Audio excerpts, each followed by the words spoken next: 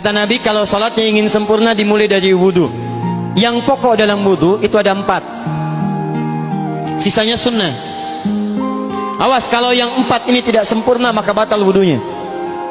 1, faghsilu wujuhakum, basuh wajahnya.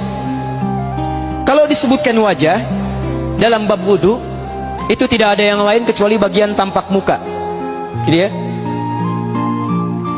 Kalau yang punya jenggot, itu termasuk janggutnya di selai-selai. Sifat wudhu cuma ada 3.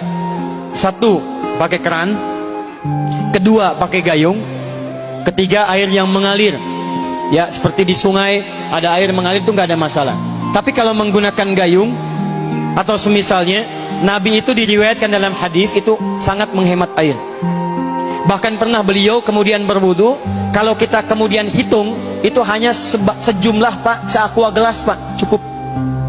Atau yang kedua, menggunakan keran ya. Kalau sekarang kita ada keran, contoh ini kerannya. Ya. Kerannya agak tinggi sedikit. Dan kita sesuaikan. Ambil airnya.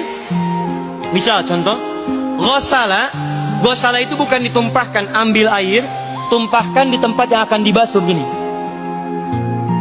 Yang telunjuk itu kemudian menghapus atau menghilangkan kotoran di sela-sela mata, contoh. Yang jempol menghilangkan kotoran di sela-sela telinga bagian belakang di sini. Ya. Kalau misalnya saya mulai ambil airnya, kemudian saya tumpahkan di sini. Yang telunjuk membersihkan di jari-jari di sini, di sela-sela mata. Yang jempol kemudian membersihkan di sela-sela di bawah telinga sini.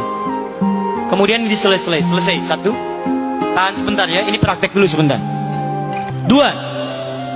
Wa aidiakum ilal marafiq, ini yang sering keliru. Dan tangan sampai siku. Jadi saat kita mengambil air wudhu, ambil airnya, tumpahkan dari sini ilal marafiq sampai ke siku ke sini. Balikan lagi ke depan. Jadi bukan kerannya dibeginikan, sikunya dibeginikan, takut, bukan. Jadi bukan siku diteruskan ke bawah.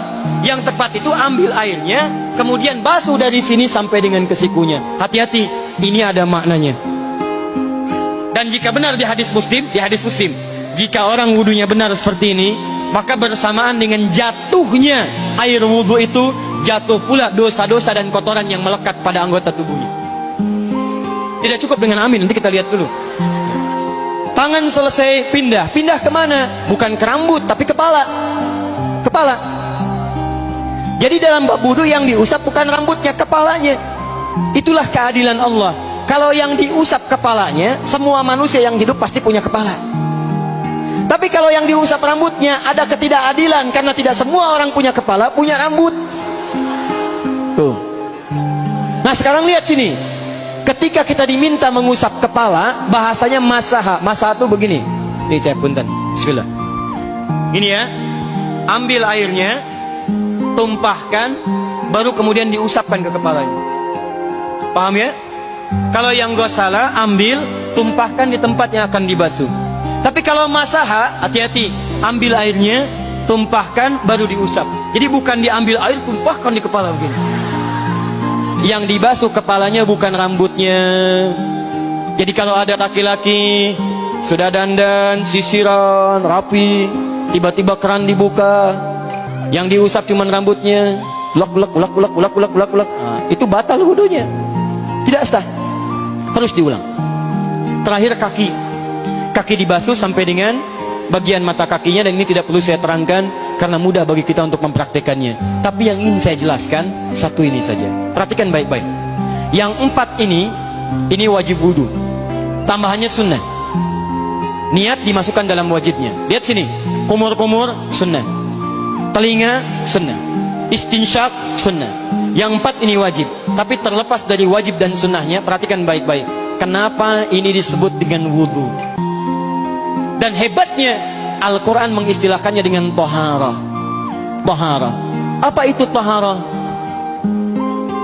Apa itu suci? Toharah. Apa itu toharah? Suci.